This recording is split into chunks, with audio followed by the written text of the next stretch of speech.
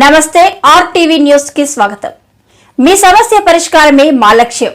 మీ సమస్యలను వాట్సాప్ చేయండి చాలు. 9492726238.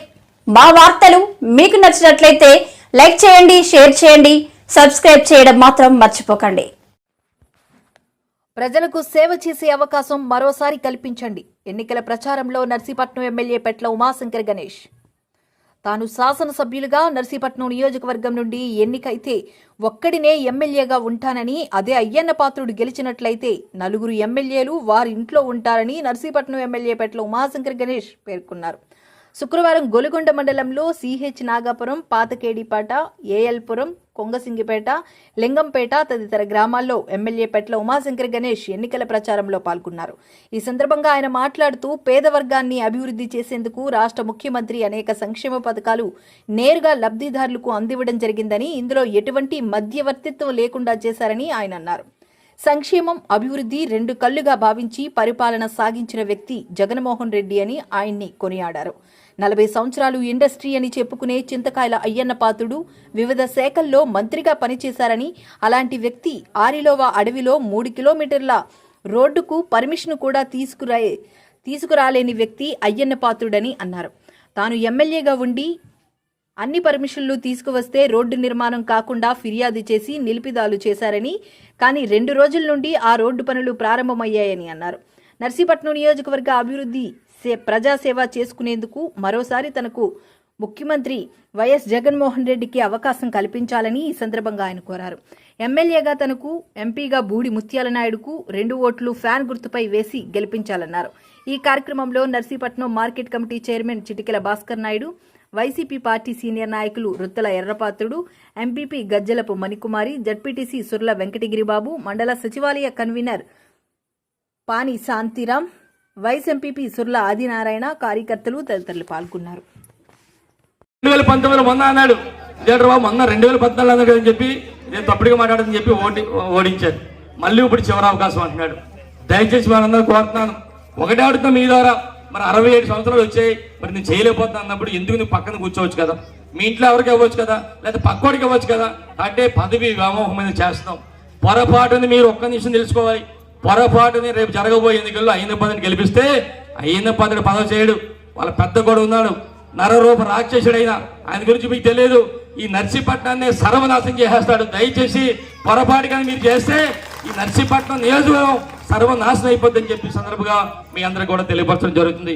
అందుకనే ఒకసారి చెప్తున్నాను, మీ అందరూ టీవీలు చూస్తున్నారు, జగనన్న ఒకే ఒక మాట చెప్తున్నారు, మీ ఇంట్లో మంచి జరిగితేనే నన్ను ఆశీర్వదించండి అని చెప్పి అంటున్నారు. అంటే ఈరోజు ప్రతి ఇంట్లో కూడా 100% ప్రతి ఇంట్లో కూడా 2 పథకాలు 3 పథకాలు వస్తాయి.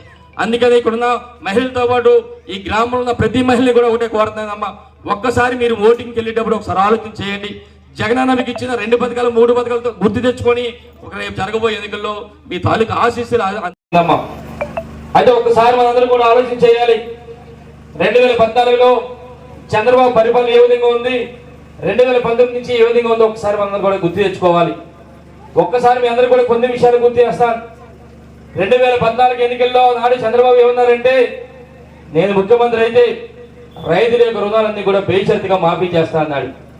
చాలా మంది రైతులందరూ కూడా చంద్రబాబు ముఖ్యమంత్రి అయితే మనం తెచ్చుకున్న లక్షలాది రూపాయలన్నీ కూడా మాఫీ అయితే అని చెప్పి చాలా మంది ఓట్లేసి గెలిపించారు. తీరా అధికారంలోకి వచ్చిన తర్వాత మాట మార్చాడు చంద్రబాబు. వ్యవసాయ రుణాలు కాదు, పంట రుణాలు అన్నారు.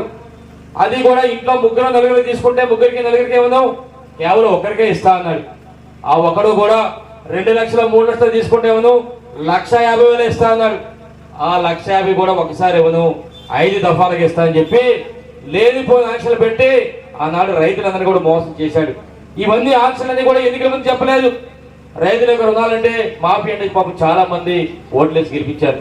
అంటే ఆ విధంగా ఆనాడు 2014 ఎన్నికల్లో రైతులు మోసం చేసిన సంగతి ఒకసారి అందరూ కూడా గుర్తు తెచ్చుకోవాలి. అలా ముఖ్యంగా ఇక్కడ డాక్టర్ అగ్రికల్చర్ అన్నారు. ఆనాడు ఏమన్నా 2014లో ఒకసారి ఆలోచించేయండి మీరందరూ కూడా. నేను ముఖ్యమంత్రి అయినట్టే బేషరతుగా డ్వాక్రా రుణాలన్నీ కూడా మాఫీ చేస్తారంటే పాపం చాలా మంది డ్వాక్రా అక్క చెల్లెములు ఓట్లేసి గెలిపించారు. తీరా 1,00,000 తర్వాత మళ్ళీ 10,000 అన్నాడు. తర్వాత 3,000, 3,000, 4,000 అని మరి డ్వాక్రా మహిళకి ఇచ్చిన మాట తప్పారా లేదో ఒకసారి మీ అందరూ కూడా తెలుసుకోవాలి. మరి ఇక్కడ చాలా మంది ఉన్నారమ్మా డ్వాక్రా అక్క చెల్లెములు. 2014 ఏమన్నాడంటే డోక్రా అక్క చెల్లెలందరికీ కూడా సెల్ ఫోన్ ఇస్తా అన్నారు. అమ్మా మీ గ్రామంలో సెల్ ఫోన్ ఇచ్చాడు చంద్రబాబు? ఇచ్చారా? లేదు. ఇంకోటి ఏమన్నాడంటే ప్రతి ఇంటికి ఉద్యోగం ఇస్తా అన్నాడు. ఈ గ్రామంలో ఎంతమందికి ఉద్యోగం ఇచ్చారో చెప్పాలి. ఎవరికైనా ఇచ్చారమ్మా? ఉద్యోగాలు కూడా లేవు. ఉద్యోగం లేకపోతే 2000 రూపాయలు ఇస్తా అన్నారు. నెలకి 2000 చొప్పున 60 నెలకి 1,20,000 ఇస్తా అన్నాడు. అమ్మ ఎవరికైనా ఇచ్చారా మీ గ్రామంలో? ఉద్యోగం లేదు, 1,20,000 కూడా లేదు. ఇంకోటి అన్నాడు ఆడబిడ్డ పడితే 30,000 ఇస్తా అన్నాడు. 2014 నుంచి 2019 కూడా మీ గ్రామంలో చాలా మంది ఆడపిల్లలు పుట్టు ఉంటారు. ఎవరికైనా 30,000 ఇచ్చారా? అంటే ఈ విధంగా ఆచరణ సాధ్యం కాని హామీలన్నీ కూడా ఇచ్చి ఆనాడు అందరినీ కూడా మోసం చేసిన చరిత్ర చంద్రబాబు అని చెప్పి సందర్భం తెలియపరుస్తాను. కానీ గౌరవ ముఖ్యమంత్రి గారు మీ అందరికీ చెప్పారు ఎన్నికల ముందు కేవలం 2 పేజీల మేనిఫెస్టోలో ఈ 5 సంవత్సరాల కాలంలో ఎక్కడ పార్టీలు చూడకుండా ఎక్కడ రాజకీయాలు చేయకుండా అర్హులైన ప్రతి ఒక్కరికి కూడా సంక్షేమాలు అందిస్తూ 100% మరి ఏదైతే మేనిఫెస్టోలో పెట్టారో అన్ని కూడా మరి మీ అందరి తాలూకు ఆశీస్సులు నెరవేర్చడం జరిగింది. మరి ఒక్కసారి మీ అందరూ తెలుసు సచివాలయ వ్యవస్థ తీసుకురావడం జరిగింది. గతంలో మనకి ఎన్నో పని కావాలంటే మీ గ్రామంలో మీరందరూ కూడా గులుగుండు వెళ్ళి ఎంఆర్ఓ చుట్టూ జరగాల్సిన పరిస్థితి. కానీ ఈ రోజు మీ గ్రామంలో ఒక సచివాలయం ఏర్పాటు చేశారు. 10 మంది ప్రభుత్వ ఉద్యోగులు వేశారు. ముఖ్యమంత్రి గారు మన పిల్లలు బాగా చదువుకునే ఉద్దేశం మీద పార్టీలతో సంబంధం లేకుండా ప్రతి ఒక్కరు కూడా చదువుకున్న ప్రతి ఒక్కరు కూడా ఇచ్చిన సంగతి మీ అందరూ గుర్తించుకోవాలి. ఇదే కాకుండా వైఎస్ఆర్ రైతు భరోసా కానీ వైఎస్ఆర్ చేతి కానీ వైఎస్ఆర్ ఆసరా కానీ ఇలాగ అనేక కార్యక్రమాలు చేసిన సంగతి మీ అందరూ కూడా చూసాం. ఎక్కడ పార్టీలు చూడకుండా చేసాం. ముఖ్యంగా చెప్పాలి మీ అందరూ కూడా పెన్షన్ల గురించి చెప్పాలి. ఆనాడు తెలుగుదేశం ప్రభుత్వ హయాంలో నెలకి 1000 రూపాయలు ఇచ్చేవారు పెన్షన్లు. ఒక 57 నెలలు ఇచ్చారు 57,000. మరొక 3 నెలలు ఎన్నికలు రాబోతున్నాయి కనుక మరి పెంచామని చెప్పి 3 నెలలు పెంచి 2,000 రూపాయలు 2,000 ఇచ్చారు. అంటే సుమారుగా తెలుగుదేశం ప్రభుత్వ హయాంలో కేవలం 63,000 రూపాయలే పెన్షన్దారులకు ఇచ్చారు. కానీ జగన్ ఒక మాట చెప్పారు ఎన్నికల ముందు. ఏదైతే మేనిఫెస్టోలో పెట్టారో ఏదైతే 2,000 రూపాయల పెన్షన్ ఉందో 2,000 రూపాయల పెన్షన్ 3,000 కూడా పెంచుకుంటూ వెళ్తామని చెప్పారు.